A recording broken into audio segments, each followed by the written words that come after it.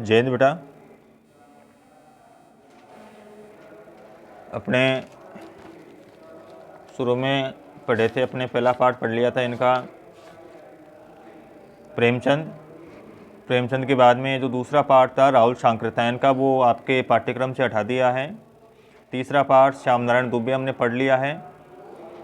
चौथा पाठ जाबिर हुसैन का है, सांवले सपनों की याद, ये हटा दिया है। पांचवा चपला देवी नाना साहब की पुत्री देवी मैना को भस्म कर दिया, ये भी हटा दिया है। और आज अपना छठवां पाठ है हरिशंकर परसाई। और हरिशंकर परसाई की एक रचना है, व्यंग्यात्मक रचना है प्रेमचंद के फटे जूते।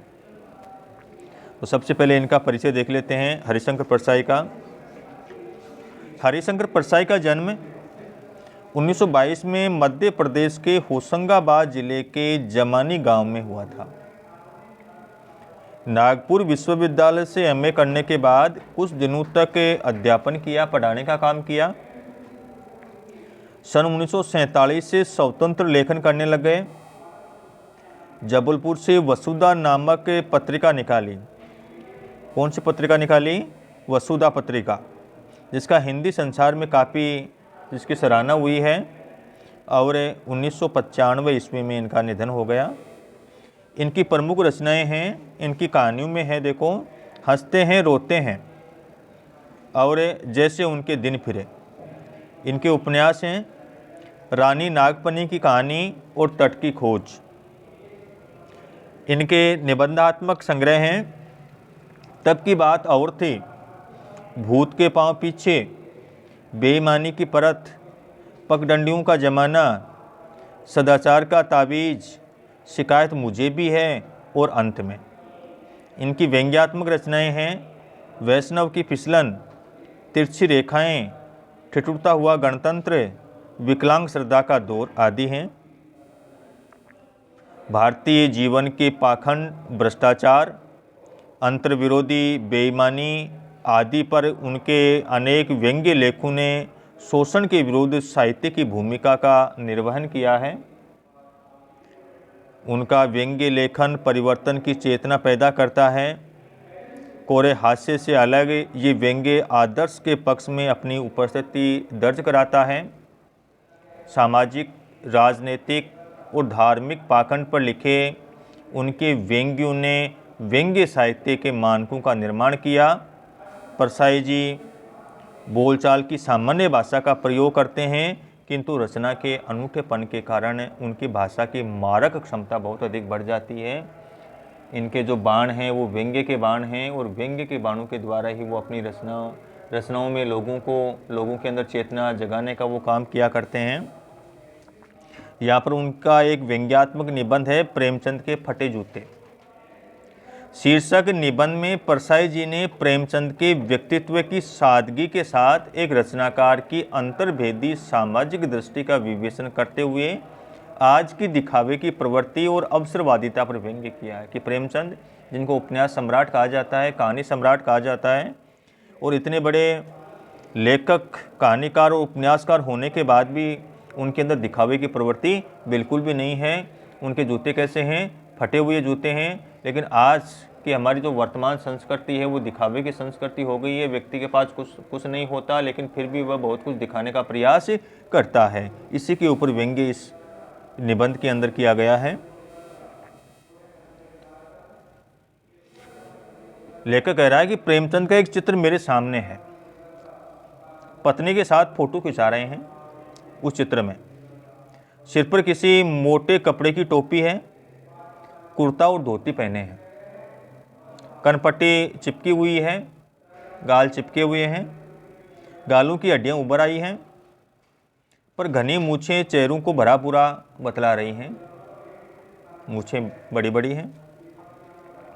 पाँव में कैनवस के जूते हैं जिनके बंद बेतरतीब बंधे हैं, फीते बंधे हुए हैं। लापरवाही से उपयोग करने पर बंद के सिरों पर लोहे की पतरी निकल जाती है और छेदों में बंद डालने में परेशानी होती है। तब बंद कैसे भी कस लिए जाते हैं, थोड़े टूटे हुए से हैं। दाहिने पांव का जूता ठीक है मगर बाएं जूते में बड़ा छेद हो गया है जिसमें से अंगुली बाहर निकल गई है। कई बार देखते हैं जूता फट जाता है, अंगुली बाहर दिखाई देने लग जाती है। उसी प्रकार उनके भी एक जूते के अंदर उंगली है वो बाहर दिखाई दे रही है फोटो में। मेरी दृष्टि इस जूते पर अटक गई। सोचता हूँ फोटो खिंचवाने की अगर ये पोशाक है तो पहनने की कैसी होगी। कि आदमी फ़ोटो खिंचवाता तो अच्छी से अच्छी पोशाक में फ़ोटो खिंचवाता है। तो मैंने सोचा कि जब फ़ोटो खिंचवाने की इसकी ये पोशाक है तो इसकी आम पोशाक क्या होगी, सामान्य पोशाक क्या होगी, क्या पहनता होगा। बिल्कुल फटे पुराने कपड़े पहनता होगा। नहीं, इस आदमी की अलग अलग पोशाकें नहीं होंगी शायद। इसमें पोशाक बदलने का गुण नहीं है, ये जैसा है वैसा ही फ़ोटो में खींचा जाता है। यानी इसमें दिखावे की प्रवृत्ति बिल्कुल भी नहीं थी। अगर दिखावे की प्रवृत्ति होती तो वह फ़ोटो के लिए किसी जूते मांग भी सकता था, जूते मांग करके अच्छी फ़ोटो बनवा लेता, लेकिन ऐसा नहीं था। मैं चेहरे की तरफ देखता हूँ। क्या तुम्हें मालूम है मेरे साहित्यकार पुरखे की तुम्हारा जूता फट गया है और उंगली बाहर दिखाई दे रही है। क्या तुम्हें इसका जरा भी एहसास नहीं है? जरा लज्जा, संकोच या झेप नहीं है? बिल्कुल भी शर्म नहीं है? क्या तुम इतना भी नहीं जानते कि धोती को थोड़ा नीचे खींच लेने से अंगुली ढक सकती थी? वह थोड़ी धोती को नीचे कर लेते तो वह फटा हुआ जूता दिखाई नहीं देता। मगर फिर भी तुम्हारे चेहरे पर बड़ी बेपरवाह और बड़ा ही विश्वास है, लेकिन चेहरे पर किसी प्रकार की उदासी नहीं है। फोटोग्राफर ने जब रेडी प्लीज कहा होगा तब परंपरा के अनुसार तुमने मुस्कान लाने की कोशिश की होगी।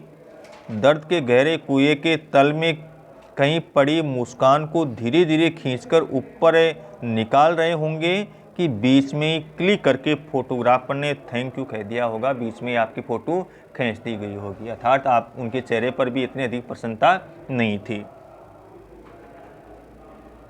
विचित्र है ये अधूरी मुस्कान।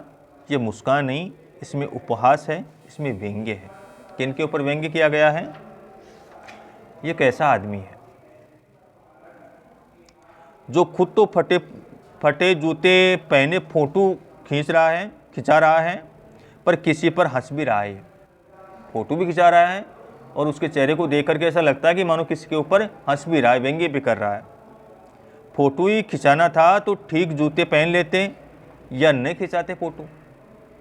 फ़ोटो नहीं खिंचाने से क्या बिगड़ता था? शायद पत्नी का आग्रह रहा हो कि शायद पत्नी ने कहा होगा और तुम अच्छा चल भाई कहकर बैठ गए होंगे। मगर ये कितनी बड़ी ट्रेजेडी है कि आदमी के पास फ़ोटो खिंचाने को भी जूता न हो। मैं तुम्हारी ये फ़ोटो देखते देखते तुम्हारे क्लेश को, तुम्हारे दुख को अपने भीतर महसूस करके जैसे रो पड़ना चाहता हूँ। मुझे आपकी गरीबी को देख करके मुझे बहुत रोना आ रहा है। मगर तुम्हारी आंखों का ये तीखा दर्द भरा व्यंग्य मुझे एकदम रोक देता है कि तुम शायद इसके माध्यम से कोई ना कोई संदेश देना चाहते हो, कोई ना कोई व्यंग्य करना चाहते हो। तुम फ़ोटो का महत्व नहीं समझते होते तो किसी से फ़ोटो खिंचवाने के लिए जूते मांग लेते। ये भी तो हो सकता है भाई जूते मांग करके फ़ोटो खिंचवा सकते थे। लोग तो मांगे के कोट से वर दिखाई कर देते हैं, शादी भी कर लेते हैं मांग करके कोट पहन करके, और मांगे की मोटर से बारात निकालते हैं। फ़ोटो खिंचाने के लिए तो बीबी तक मांग ली जाती है, पत्नी भी दूसरे ले आते हैं। तुमसे जूते नहीं मांगते, तुमने जूते नहीं मांगे, तुम फ़ोटो का महत्व नहीं जानते। लोग तो इत्र चुपड़ कर फ़ोटो खिंचवाते हैं, इत्र लगा करके। उनको नहीं पता कि फ़ोटो में से क्या आएगी, सुगंध आएगी। जिससे फ़ोटो में सुगंध आ जाए, गंदे से गंदे आदमी की फ़ोटो भी खुशबू देती है। लेकिन वो कैसी है? केवल दिखावटी। जो ऐसा काम करते हैं वो केवल दिखावा पसंद होते हैं, जिनके पास कुछ नहीं होता है लेकिन फिर भी अपने पास बहुत कुछ होने का वो दिखावा करते हैं। टोपी 8 आने में मिल जाती है और जूते उस ज़माने में भी 5 रुपये से कम में क्या मिलते होंगे। जूता हमेशा टोपी से कीमती रहा है। अब तो जूते की कीमत और बढ़ गई है और एक जूते पर 2500 टोपियाँ न्यौछावर होती हैं, क्योंकि जूता मारने का काम सबसे ज़्यादा कहाँ पर किया जाता है? सिर के ऊपर किया जाता है। तुम भी जूते और टोपी के आनुपातिक मूल्य के मरे हुए थे। ये विडंबना मुझे इतनी तीव्रता से पहले कभी नहीं चुभी जितनी आज मुझे चुभ रही है। मैं तुम्हारा फटा जूता देख रहा हूँ। तुम महान कथाकार, उपन्यास सम्राट, युग प्रवर्तक, जाने क्या क्या कहलाते थे, मगर फोटो में भी तुम्हारा जूता फटा हुआ है। कहने का मतलब ये था कि प्रेमचंद इतने महान विद्वान थे, लेकिन इतने महान विद्वान होने के बाद भी कभी उन्होंने घमंड नहीं किया, कभी दिखावे की प्रवृत्ति उन्होंने नहीं अपनाई। उनका सामान्य जैसा जीवन था उसी को उन्होंने व्यक्त किया है। मेरा जूता भी कोई अच्छा नहीं है, यूँ ऊपर से अच्छा दिखता है, अंगुल बाहर नहीं निकलती, पर अंगूठे के नीचे तला फटा हुआ है। लेकिन नीचे से पूरा का पूरा तला क्या है? फटा हुआ है। अंगूठा ज़मीन से घिसता है और पैनी मिट्टी पर कभी रगड़ खाकर लहूलुहान भी हो जाता है, खून भी निकल आता है। पूरा तला गिर जाएगा, पूरा पंजा छिल जाएगा, मगर अंगुली बाहर नहीं दिखेगी। आजकल यही तो प्रवृत्ति हो गई लोगों की कि बाहर से तो दुनिया को देखने से तो हम कैसा दिखाई देंगे, दुनिया को कैसा दिखाएंगे? अच्छा दिखाएंगे, चाहे अंदर हमारे पास कुछ भी नहीं है, हम बिल्कुल भिखारी हैं, गरीब हैं, लेकिन बाहर से दुनिया को हम हमेशा अच्छा दिखाने का प्रयास करते हैं। ये आज की हमारी दिखावे की प्रवृत्ति होती जा रही है।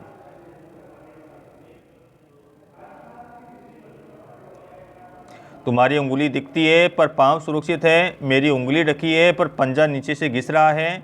तुम पर्दे का महत्व ही नहीं जानते, हम पर्दे पर कुर्बान हो रहे हैं, हम पर्दे के लिए सब कुछ कर रहे हैं। जबकि प्रेमचंद में ऐसा नहीं था, उसने किसी प्रकार का कोई दिखावा नहीं किया। उंगली दिख रही तो दिख रही है, क्योंकि सामान्य सादगी भरा उनका जीवन था। लेकिन हमारा जीवन किसके समान है? हमारा जीवन उस जूते के समान है जो बाहर से तो ऊपर से तो बिल्कुल सही है, लेकिन नीचे से उसका तला घिसा हुआ है, जो निरंतर चलने से हमारे तलवे को लहूलुहान कर रहा है।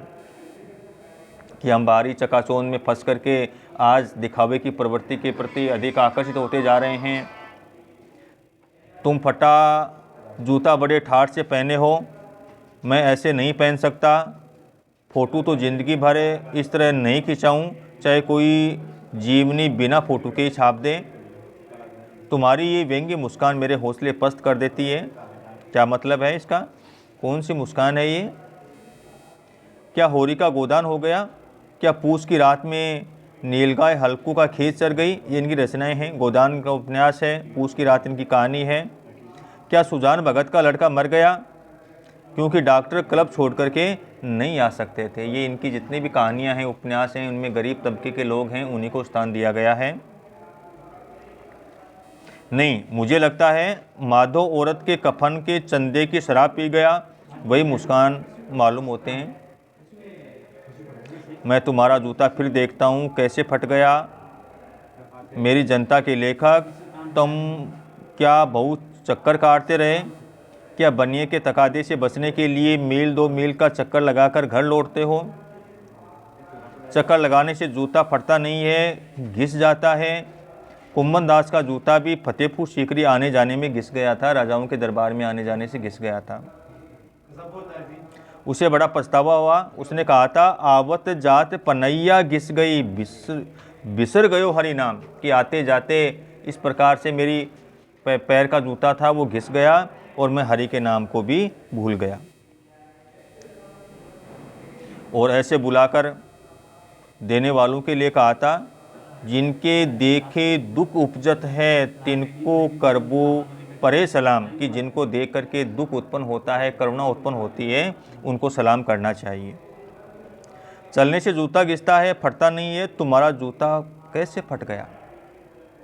मुझे लगता है तुम किसी सख्त चीज़ को ठोकर मारते रहे हो, कठोर चीज़ को ठोकर मारी हो। कोई चीज़ जो परत पर परत सदियों से जम गई थी, उसे शायद तुमने ठोकर मार मार कर अपना जूता फाड़ लिया। कहने का मतलब यही है कि प्रेमचंद ने पुरानी जो मान्यताएं थी, पुराने विचार थे, उन विचारों को तोड़ करके एक नई परंपरा और नए विचारों को स्थापित किया है। तो उसने पुरानी परंपराओं को ठोकर मार करके जो अनुपयोगी जो परंपराएं थी उनको समाप्त किया है, उनकी जगह नई परंपराओं को उन्होंने स्थान दिया है। कोई टीला जो रास्ते पर खड़ा हो गया था, उस पर तुमने अपना जूता आजमाया है उन कुरीतियों को, उन समाज की कुरीतियों को, बुराइयों को, ढकोसले, आडंबरों को आदि को आपने दूर किया है। तुम उसे बचाकर उसके बगल से भी तो निकल सकते थे, टीलों से समझौता भी तो हो जाता। सभी नदियां फाड़ तोड़े ही फोड़ती हैं, कोई रास्ता बनाकर घूम करके भी तो चली जाती हैं, लेकिन आपने ऐसा नहीं किया है। उन समाज की बुराइयों का आपने सामना किया है। तुम समझौता कर नहीं सके। क्या तुम्हारी भी वही कमजोरी थी जो होरी को ले डूबी? वही नेम धर्म वाली कमजोरी जो अपने नियम और धर्म के लिए अपना सर्वस्व न्योछावर कर दें? शायद यही नीयत आपकी थी कि आपने भी अपने धर्म के लिए किसी से कोई समझौता नहीं किया, समाज की बुराइयों से समझौता नहीं किया। नेम धर्म उनकी भी जंजीर था, मगर तुम जिस तरह मुस्कुरा रहे हो उससे लगता है कि शायद नेम धर्म तुम्हारा बंधन नहीं था, तुम्हारी मुक्ति थी। इसी के द्वारा तुम्हें मुक्ति मिल सकती थी और वही काम तुमने किया है। तुम्हारी ये पाँव की अंगुली मुझे संकेत करती सी लगती है, जिसे तुम घृणित समझते हो, घृणा करने योग्य समझते हो, उसकी तरफ हाथ की नहीं पाँव की उंगली से तुम इशारा कर रहे हो। तुम क्या उसकी तरफ इशारा कर रहे हो जिसे ठोकर मारते मारते तुमने जूता फाड़ लिया है? मैं समझता हूँ, तुम्हारी उंगली का इशारा भी समझता हूँ और ये व्यंग्य मुस्कान भी मैं समझ रहा हूँ। तुम मुझ पर या हम सभी पर हंस रहे हो। उन पर जो उंगली छिपाए और तलवा घिसाए चल रहे हैं, जो केवल बाहरी दिखावा कर रहे हैं, उन पर जो टीले को बरका कर बाजू से निकल रहे हैं, किसी भी समस्या से टकराने की जिसके अंदर शक्ति नहीं है, साहस नहीं है, हिम्मत नहीं है। तुम कह रहे हो मैंने तो ठोकर मार मार कर जूता फाड़ लिया, उंगली बाहर निकल आई, पर पाँव बचा रहा है। मेरा मन सुरक्षित है, मेरी आत्मा सुरक्षित है और मैं चलता रहा, मगर तुम उंगली को ढकने की चिंता में तलवे का नाश कर रहे हो। तुम चलोगे कैसे? एक दिन ऐसा आएगा कि तुम चल भी नहीं पाओगे। इस दिखावे की प्रवृत्ति के कारण तुम्हारा सब कुछ समाप्त हो जाएगा, तुम कंगाल हो जाओगे। मैं समझता हूँ, मैं तुम्हारे फटे जूते की बात समझता हूँ और तुम्हारी उंगली का इशारा भी मैं समझता हूँ और तुम्हारी ये व्यंग्य मुस्कान को भी मैं समझ रहा हूँ। इसके माध्यम से तुम आज की हमारी इस पीढ़ी को ये संदेश दे रहे हो कि हमें किसी प्रकार की दिखावे की प्रवृत्ति के अंदर फंस करके अपने जीवन को व्यर्थ में बर्बाद नहीं करना चाहिए। ये बेटा इसके अभ्यास प्रश्न है। सही और गलत का निशान लगाना है। बाएं हाथ का जूता ठीक था, मगर दाहिने जूते में बड़ा छेद हो गया जिससे अंगुली बाहर निकल रही थी। सही है गलत है? सही है। लोग तो इत्र चुपड़ कर फ़ोटो खिंचवाते हैं जिससे फ़ोटो में खुशबू आ जाए। इस प्रकार से सही और गलत का निशान लगाना है। रचना और व्यक्ति के प्रश्न आपको छोड़ देना, ये भाषा के आपको करने हैं और ये शब्दार्थ आपको करने बेटा। ठीक है बेटा, जय हिंद।